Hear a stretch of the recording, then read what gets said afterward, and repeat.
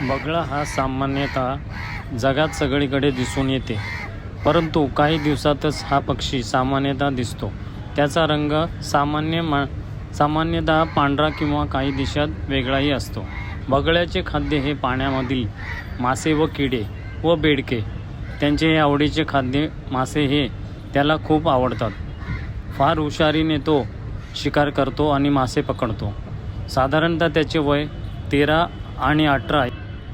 बाहेरील देशात हा पक्षी मोठ्या प्रमाणात आढळतो. सर्वसाधारण बगळ्याचे अंडी उबवायचे काम हे नर पक्षी व मादा पक्षी हेच दोघेही करतात. अंडी ही 4 किंवा 5 असतात. नर बगळा व मादी बगळा हे दोघेही पिल्लांना अन्न भरवतात.